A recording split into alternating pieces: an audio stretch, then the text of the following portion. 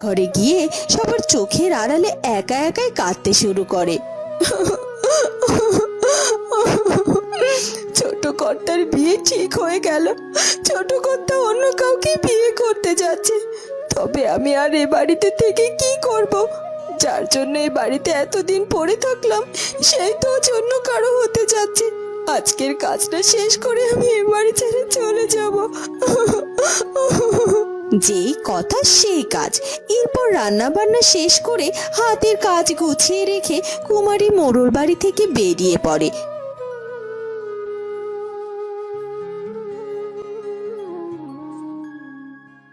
একা একা হাঁটতে হাঁটতে জঙ্গলের গহীনে হারিয়ে যায় সে। ছোট কর্তার বিয়ে হচ্ছে বলে আমি নিজের চোখে তার বিয়ে দেখতে পারবো না বলে বেরিয়ে এলাম মোড়ল বাড়ি থেকে। তবে মোড়ল বাড়ি থেকে যে বেরিয়ে এলাম, এখন আমি কোথায় যাব, কি খাবো আর কোথায় বা থাকবো? আমার যে মাথা গজার ঠাইটুকুও নেই। তাহলে কি আবার আমাকে মোড়ল বাড়িতে ফিরে যেতে হবে? অনেকটা সময় ধরে কান্নাকাটি করার পর হঠাৎ সে দেখতে পায় সেখানে অনেক ফুল গাছ। ও মা, এখানে তো দেখছি অনেক ফুল গাছ। এতক্ষণ ধরে এই ফুলগুলো তো আমি খেয়ালই করিনি। অন্যমনস্ক হয়ে অন্য চিন্তায় ডুবে থাকলে খেয়াল করব কি করে যে আশেপাশে কি আছে? আচ্ছা, আমাদের বাজারে তো ফুল বিক্রি হয়, মালিরা তো ফুল নিয়ে বিক্রি করে, আর সেই ফুলগুলো দিয়ে বড় মালা, বর খাট আর বরের গাড়ি পর্যন্ত সাজানো হয়। আর মেয়েরাও তো শখ করে ফুল কেনে। তাহলে আমি যদি এখান থেকে এই ফুল নিয়ে গিয়ে বাজারে বিক্রি করি, তবে আমার ফুল নিশ্চয় লোকে পয়সা দিয়ে কিনে নেবে। হ্যাঁ হ্যাঁ, পেয়েছি। আমি আমার জীবন বাঁচানোর একটা উপায় পেয়েছি। এখন থেকে আমি এখান থেকে ফুল নিয়ে গিয়ে বাজারে বিক্রি করব। সেই পয়সা দিয়ে আমার পেট চলবে।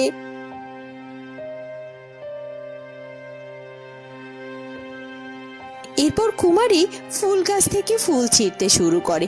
যে না সে একটি ফুল ছিঁড়ে নেয়। কে কে তুই? তুই আমার গাছ থেকে আমার অনুমতি ছাড়া ফুল ছিঁড়ছিস কেন? কে কে কে তুমি? তুমি তো একটি গাছ, আর এরকম একটা মানুষ হলে কি করে? আমি আমি মানুষ নই।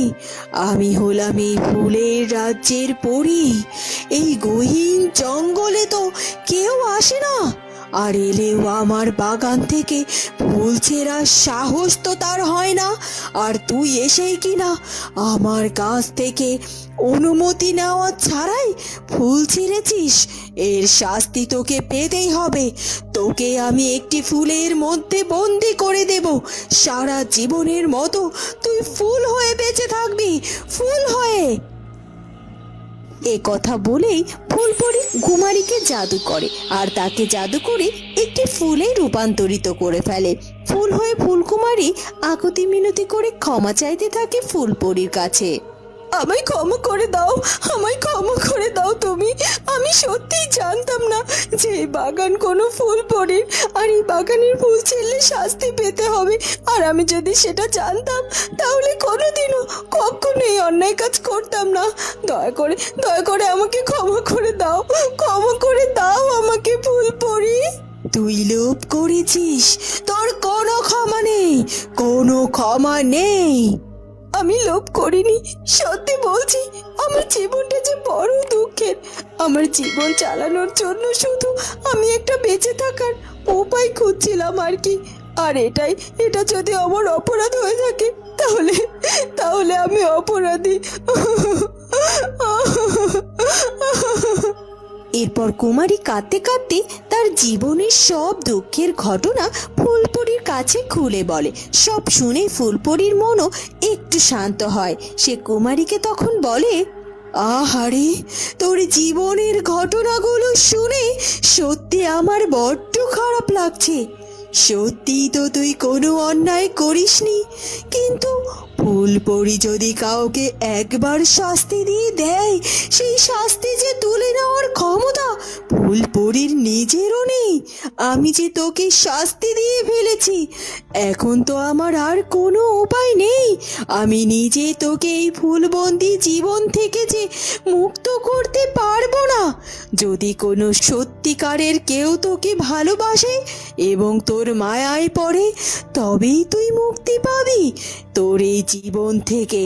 আর ততদিন পর্যন্ত তুই এখানে এভাবেই ফুলপরি হয়ে বেঁচে থাকবি। গহীন জঙ্গলে আমাকে কে খুঁজবে ফুলপরি? আমার আমার তো আত্মীয় স্বজন বলতে কেউ নেই। কেউ আমার খোঁজ করবে না, বরং আমি সবার জীবন থেকে হারিয়ে গেলে তো সবাই বেঁচে যাবে।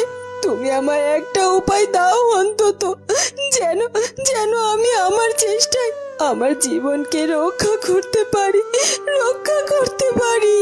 ঠিক আছে, আমি তোকে পরিপূর্ণ মুক্ত করতে না পারলেও কিছুটা তো পারি, আর আমি সেটাই করব। তুমি যত সুন্দর, তত ভাগ্যহারা তোমার জীবন। তুমি আজ থেকে ফুল হয়েই যাবে, তবে সূর্য ওঠার সাথে সাথে তোমার শরীর ফুলে তুমি আজ থেকে ফুল হয়েই থাকবে, তবে সূর্য ওঠার সাথে সাথে তোমার শরীর আবার ফুলে পরিণত হবে। আর যখনই সূর্য ডুবে গিয়ে রাত নামবে, তখন তুমি আবার মানুষ হবে। সূর্য ডোবার পর থেকে সূর্য উদয় হওয়ার আগ পর্যন্ত তোমার সময়। এর মধ্যে যদি তুমি পারো কোনো মানুষকে তোমার ভালোবাসার মায়ায় আটকাতে, আর সে যদি চায় ভালোবেসে তোমার সাথে সারা জীবনের জন্য থাকতে, তবেই তুমি মুক্তি পাবে তোমার এই ফুলবন্দি ফুলকুমারী হয়ে থাকা জীবন থেকে। কেউ যদি সত্যিকারের ভালোবাসা দিয়ে এই ফুলকে রক্ষা করে এবং হৃদয়ে স্বীকৃতি দেয়, তবেই অভিশাপ ভাঙবে তোমার জীবনের। এ কথা বলেই ফুলপরি অদৃশ্য হয়ে যায়। ফুলকুমারী ফুল হয়ে গাছের ডালে দুলতে থাকে, আর তারপর যখন দিনের আলো কেটে যায়, রাতের আধার নামে, তারপর সে আবারও মানুষ রূপ ধারণ করে। আমি এখন কি করি? কে আমায় ভালোবেসে আমার এই অভিশপ্ত জীবন থেকে মুক্ত করবে? সুমন। আমি তো সুমনকে ভালোবাসি। সুমনকে একবারও বোঝেনি আমার মনের ভেতরে লুকিয়ে থাকা ভালোবাসার কথা। নিশ্চয় বুঝেছে কিছু না কিছু। আমি সুমনের কাছে যাব আর আমার ভালোবাসার কথা ওকে খুলে বলবো। সবকিছু শোনার পরও নিশ্চয় আমার অভিশপ্ত জীবন থেকে আমাকে মুক্ত করবে। এরপর কুমারী জঙ্গল থেকে তাড়াতাড়ি করে চলে যায় মোড়ল বাড়িতে। মোড়ল বাড়ির অন্দরমহলে মোড়ল গিন্নি আর সুমন উপস্থিত ছিল, আর সবাই কুমারীকে দেখে অনেক বেশি রেগে যায়। কিরে কুমারী, রান্না বান্না সেরে তুই কোথায় হাওয়া হয়ে গিয়েছিলিস বলতো? আত্মীয় স্বজন এসেছিল, তাদের আপ্যায়ন করতে আমাকে কত কষ্ট করতে হয়েছে। তুই না বলে এভাবে কোথায় চলে গিয়েছিলিস? কুমারী কারো কোনো কথার জবাব না দিয়ে সোজাসুজি সুমনের সামনে গিয়ে দাঁড়ায়, আর সুমনকে গিয়ে তার ভালোবাসার কথা জানিয়ে দেয়। কুমারীর কথা শুনে সুমন যেন আকাশ থেকে পড়ে এবং উপহাসের মতো হেসে সে কুমারীকে জানায়, কি ভাবছিস? তোর মতো ছোট লোক ঘরের মেয়ে ভাবলো কি করে যে তুই আমায় ভালোবাসলে তোর ভালোবাসার ডাকে আমি সাড়া দেব? আর যত সব আজগুবি গল্প বানানোর জায়গা পাসনি, তাই না? কি সব ভুলভাল কথা বলছিস?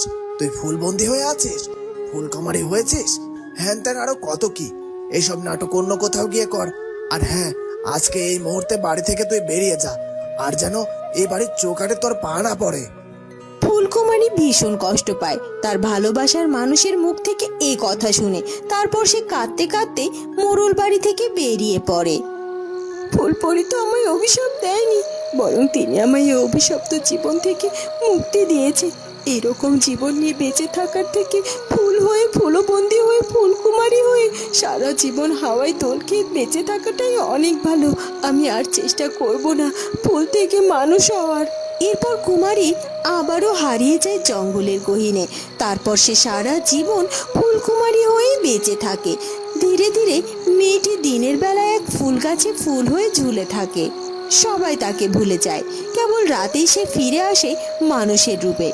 তখন জঙ্গলের এখানে ওখানে ঘোরাঘুরি করেই সময় কাটায় সে। এভাবেই জীবন পার হয় তা। কিন্তু অভাগী ফুলকুমারী তো আর জানতো না যে এক রাজকুমারের আগমন তার জীবনকে বদলে দিতে পারবে কোনো একদিন। বুঝলে সৈন্যরা, রাজপ্রাসাদের চার দেওয়ালে বন্দী হয়ে থাকার চেয়ে ভিন্ন রাজ্যে ভ্রমণ করা অনেক ভালো। এতে জ্ঞানের বিকাশ ঘটে। হ্যাঁ রাজপুত্র, আপনার সঙ্গে আমাদেরও রাজ্য ভ্রমণ করতে ভীষণ ভালো লাগে। শুনুন রাজপুত্র, এই জঙ্গলের গহীনে এক জায়গায় দারুণ সুন্দর একটা ফুলের বাগান আছে। মানুষের দ্বারা তৈরি নয় সেই বাগান, আপনা আপনি তৈরি হয়েছে। লোকের মুখে শোনা যায় এটা নাকি ফুলভরির বাগান। আচ্ছা, তাই নাকি?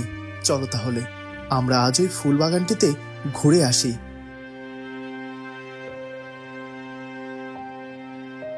এরপর সেদিন পাশের রাজ্যের রাজকুমার চন্দ্রকুমার জঙ্গলের মধ্যে থাকা ফুলের বাগান ভ্রমণ করতে এসে একটি অদ্ভুত ফুল দেখে মুগ্ধ হয়। এই চমৎকার দেখতে ফুলটির নাম কি বলো তো? তোমরা কি জানো এই ফুলের নাম? কি সুন্দর সুবাস এই ফুলের!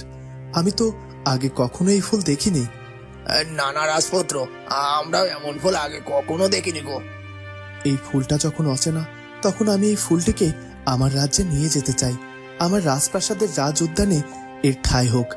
তোলো, এই গাছটিকে মাটি সহ উপড়ে তোলো, তারপর এটাকে আমি আমার সঙ্গে আমাদের রাজপ্রাসাদে নিয়ে যাব।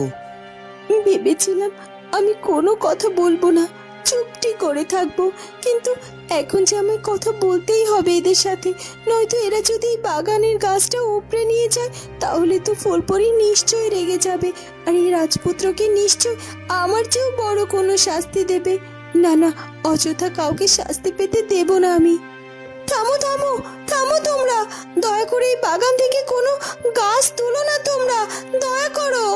কে কে কথা বললো? আমি গো, আমি ফুলকুমারী। আমি এমন ফুলকুমারী ছিলাম না গো, আমি আগে শুধু কুমারী ছিলাম, মানুষ কুমারী। আমি এই বাগান থেকে একটি ফুল ছেঁড়ার অপরাধে আজ ফুলও বন্দি হয়ে গেছি। আজ তোমরা যদি গাছ তুলে নাও তবে তোমরা বোঝো ফুলপরি তোমাদের কত বড় শাস্তি দিতে পারে। কি বলছো কি? তুমি মানুষ ছিলে আর ফুলপরির শাস্তিতে এমন ফুল হয়ে গেছো? তবে তোমায় মুক্তি করবার কোনো উপায় কি নেই? না না, এই সামান্য অন্যায়ে তোমাকে এত বড় শাস্তি ফুলপরি দিতে পারেন না। কোথায় সেই ফুলপরি? আমি ফুলপরির সাথে কথা বলবো, তোমায় মুক্ত করবার জন্য অনুরোধ করব তাকে। ফুলপরির সাথে কথা বলে কোনো লাভ নেই। আমি এখান থেকে কখনো কোনো দিনও মুক্ত হতে পারবো না, কারণ আমার মুক্ত হওয়ার পথ যে বন্ধ। আমার যে ভালোবাসার মতো কেউ নেই, তাই আমি কখনো কোনো দিনও এখান থেকে মুক্তি পাবো না, কখনোই না। এরপর ফুলকুমারী রাজপুত্র চন্দ্রকুমারকে তার জীবনে ঘটে যাওয়া সব ঘটনা খুলে বলে। তারপর রাজপুত্র চন্দ্রকুমার রাতের আঁধারের জন্য অপেক্ষা করতে থাকে। দিনের বেলায় ফুলের সৌন্দর্যে সে আকৃষ্ট হয়, আর রাতে যখন মেয়েটি মানুষের রূপে ফিরে আসে তখন তার সৌন্দর্য দেখে চন্দ্রকুমার আরো মুগ্ধ হয়ে যায়, আর প্রথম দেখাতেই ফুলকুমারীকে সে ভালোবেসে ফেলে। তোমাকে আমি তোমার এই অভিশপ্ত জীবন থেকে মুক্তি দিতে চাই ফুলকুমারী। আমি তোমাকে এখন থেকে আমার রাজপ্রাসাদে নিয়ে যেতে চাই। আমি তোমায় ভালোবেসে আমার জীবন সঙ্গী বানাতে চাই। তাতেও যদি ফুলপরির আপত্তি থাকে তবে প্রতিদিন এই বাগানে এসে এই ফুল গাছের পাশে দাঁড়িয়ে থাকবো, তোমায় পাহারা দেব, ঝড় বৃষ্টি থেকে ফুলকুমারীকে আগলে রাখবো। তখনই ফুলপরি সেখানে এসে হাজির হয়। শেষ পর্যন্ত ফুলকুমারীকে ভালোবেসে কেউ একজন তাকে আপন করে নেওয়ার প্রস্তাব দিয়েছে, আর তাই তার সেই ভালোবাসায় আজ অভিশাপ ভেঙে দিল ফুলকুমারীর জীবনের। যাও ফুলকুমারী, তুমি তোমার ভালোবাসার মানুষের হাত ধরে সুখের জীবনের দিকে এগিয়ে যাও। তুমি আজ থেকে মুক্ত, তোমাকে আর ফুলবন্দি হয়ে থাকতে হবে না। আজ থেকে তুমি ফুলকুমারী নও, তুমি যে মানুষ কুমারী। তুমি মুক্ত, আর তুমি তোমার জীবনে সঠিক ভালোবাসার মানুষ পেয়েছো, আর তোমার কিচ্ছু দরকার নেই। এ কথা বলেই পরীটি সেখান থেকে অদৃশ্য হয়ে যায়। সত্যি সত্যি রাজকুমার, আজ আজ আপনার ভালোবাসার কারণে আমার জীবনের সমস্ত অভিশাপ কেটে গেছে। আমি আমি আবার মুক্ত হতে পেরেছি। আর আমি তো কখনো কোনোদিনও ভাবতে পারিনি যে সত্যি কেউ আমাকে এভাবে ভালোবাসবে। সত্যি সত্যি আমি আপনাকে পেয়ে মহাধন্য রাজকুমার, মহাধন্য। ফুলকুমারী আবারও স্থায়ীভাবে মানুষের রূপে ফিরে আসে। রাজপুত্র চন্দ্র কুমারীকে নিয়ে রাজপ্রাসাদে যায়। কুমারীর ফুলকুমারী হওয়া জীবনকে ধন্য ধন্য বলতে